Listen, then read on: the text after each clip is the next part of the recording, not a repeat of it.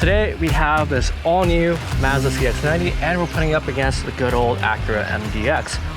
This is about 66,000 Canadian dollars, fully spec'd out in the signature trim, also known as Premium Plus in the US. And we're putting it up against the second from the lowest trim Acura MDX A-Spec. It's about $4,000 more than a CX-90. Let's see if it's worth it.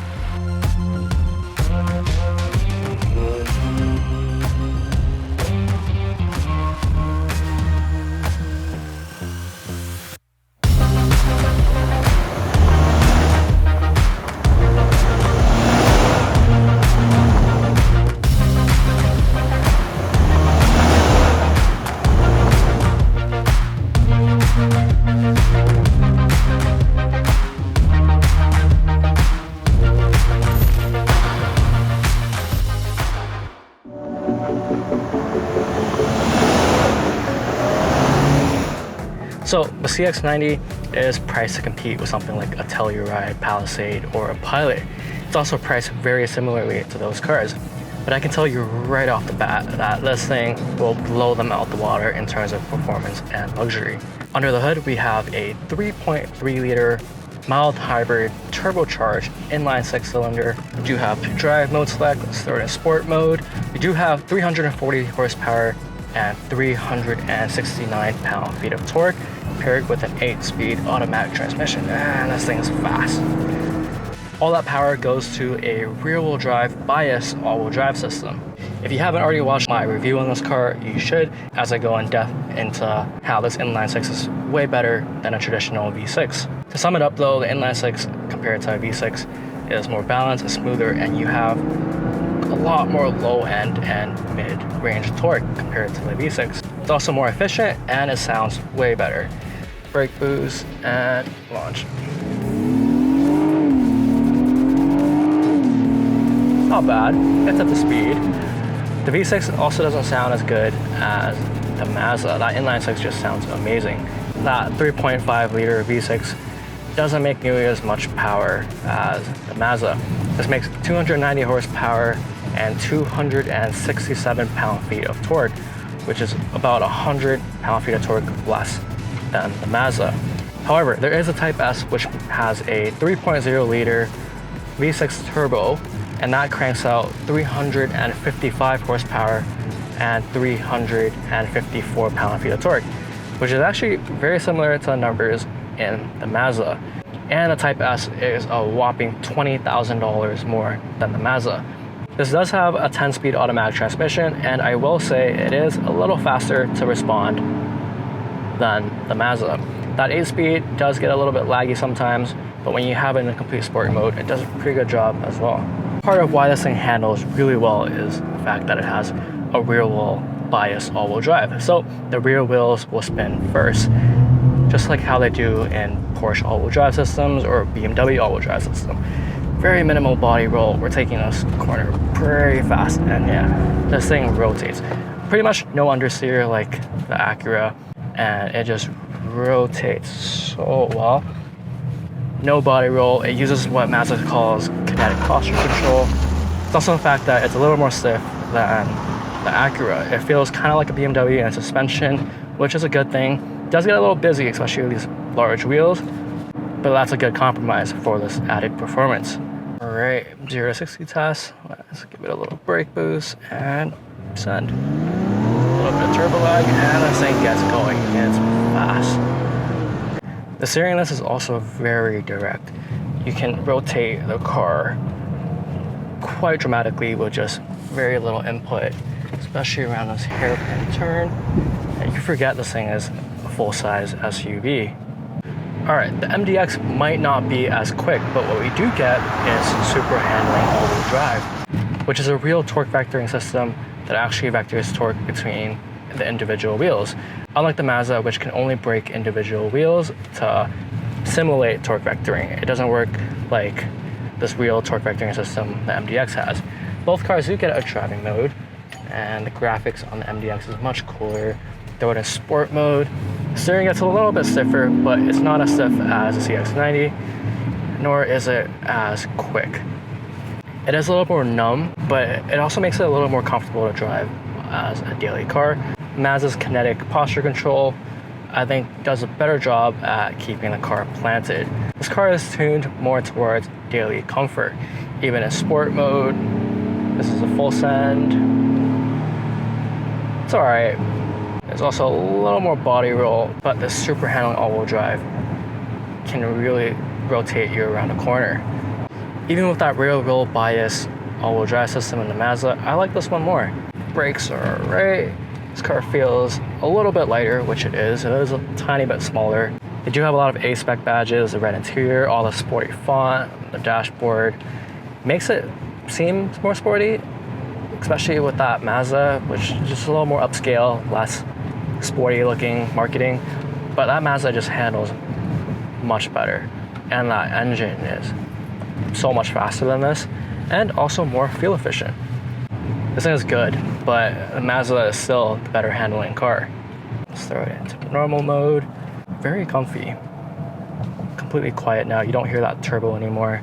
Double paned insulated glass, so when you're coasting or just driving normally, it's quiet. But yeah, in terms of fuel economy, the Mazda achieves 25 miles per gallon combined, while the MDX only achieves 21 miles per gallon, which is about 20% worse than this Mazda. And that's all thanks to the inline-6 mild hybrid. Inline-6s are typically more efficient than V6s anyways, but with that mild hybrid technology, when you do coast or you're on the gas very slightly, the engine will shut off and it will say, I stop, which now you're just coasting on all electric mode. And then when you step on the gas a little bit, the engine fires up. You can't tell unless you're looking at the RPM, and you got power again. Typical mild hybrid works by using a 48 volt electric battery that assists the combustion engine. This all means that the CX-90 is more powerful, yet also more efficient than the Acura MDX. Really good. Yeah. So solid. Mazda has what they call Eye Active Sense, which comes with forward collision avoidance, with pedestrian detection. You have road sign assist, which projects road signs like stop signs, one-way signs, and the speed limits on both the heads-up display and your digital cluster. There's also blind spot monitors, which I don't really like on the Mazda because they are quite sensitive. When a car passes by me, it will stay on for another 2 or 3 seconds. So I often think there's another car there, even though there's nothing there. There is forward and rear cross traffic alert though, which is pretty useful, and full speed dynamic cruise control with lane keep assist that works at any speed. Acura Watch has all the same features that you get in the CX-90. You get lane keep assist with adaptive cruise control, you got your blind spot monitor, rear cross traffic alert, you also got forward collision warning with pedestrian detection. But what you don't get in this A-Spec model is a 360 camera, which the Mazda does get.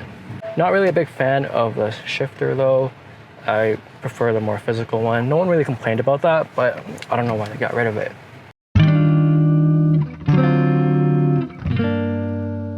The Mazda CX-90 is only 2 inches longer than the MDX, but they both look completely different. They have very different design philosophies. The Mazda is very much more round compared to the MDX, which has much more aggressive and sharper body lines.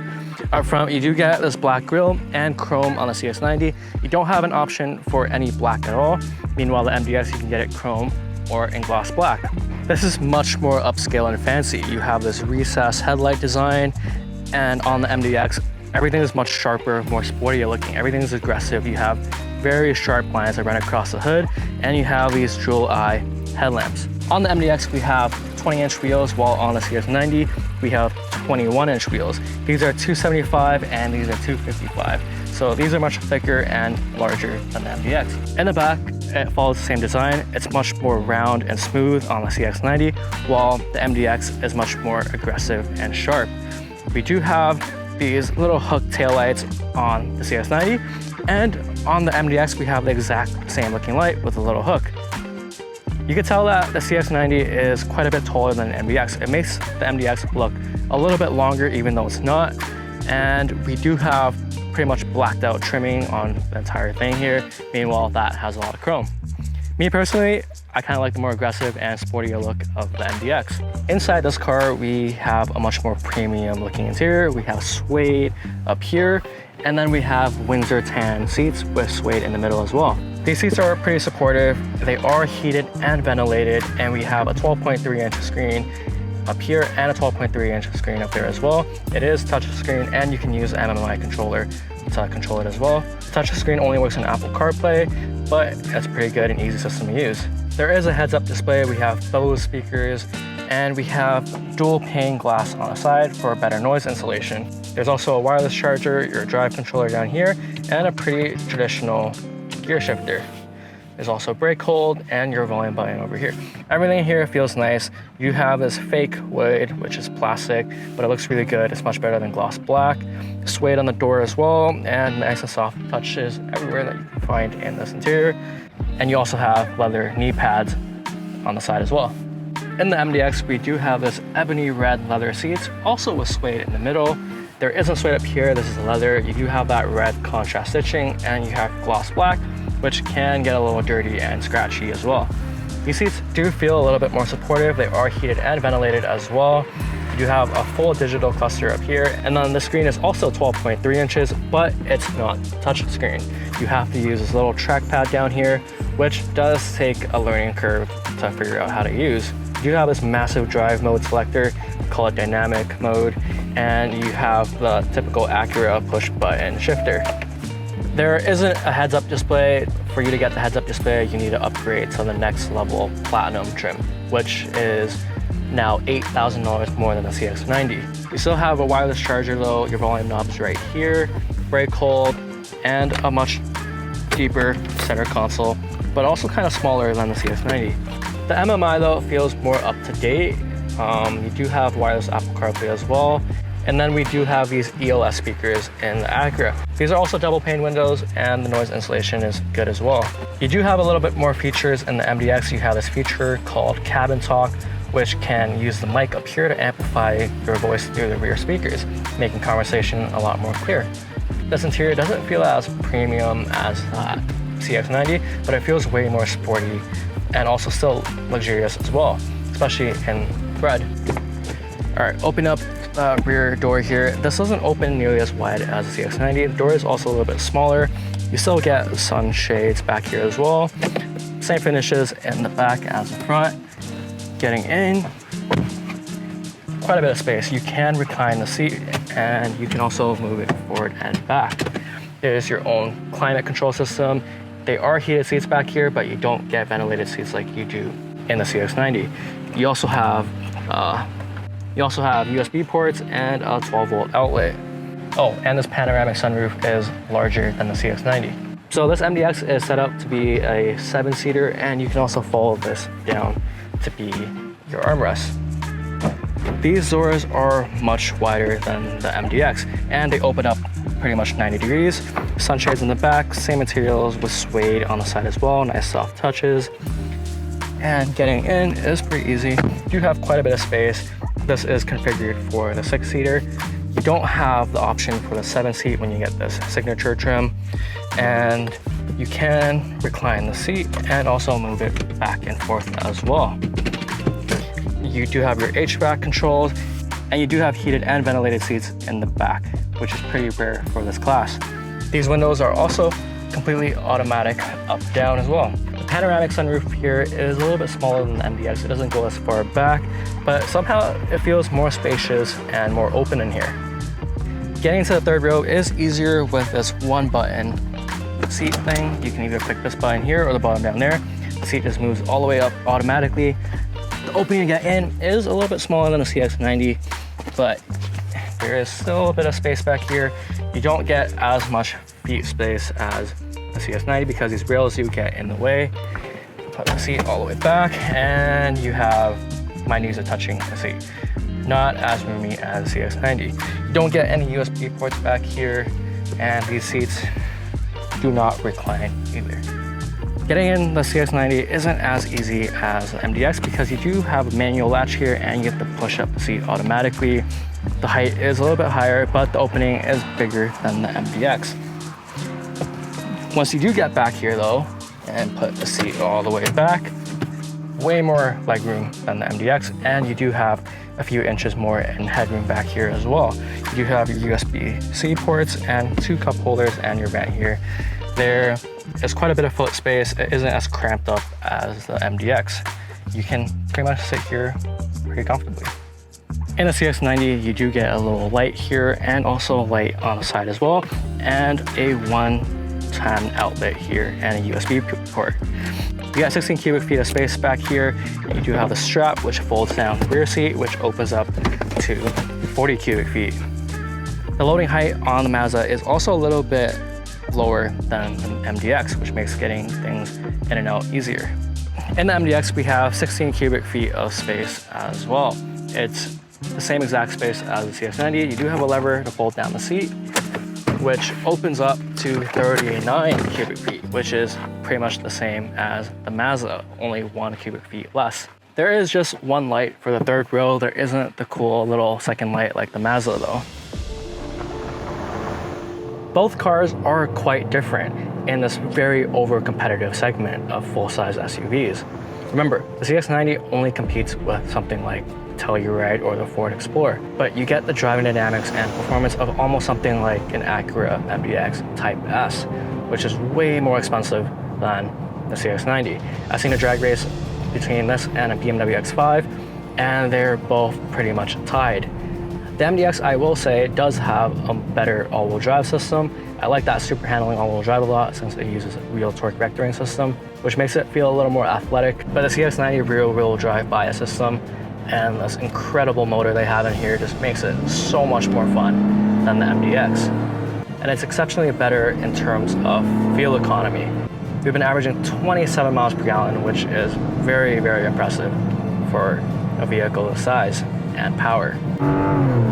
That sounds so good. You can hear the turbo, and it just has this really deep grunt, and it's also smooth because of that inline six. The Acura MDX is as luxurious as you'd expect it to be, but the Mazda is on a different level of premium now. The MDX might hold a more prestigious name, but Mazda emerged out of nowhere with their premium upscale products now at a much more affordable starting price. This car is the bang for your buck in terms of both premium luxury and performance. Despite the lower price point though, this doesn't compromise on anything. Both are ultimately great SUVs. They're both reliable, they both look good, and it really just comes down to personal preference. You can't go wrong with either. But for my money, I definitely take this Mazda over the MDX. That's all guys. Thanks for watching.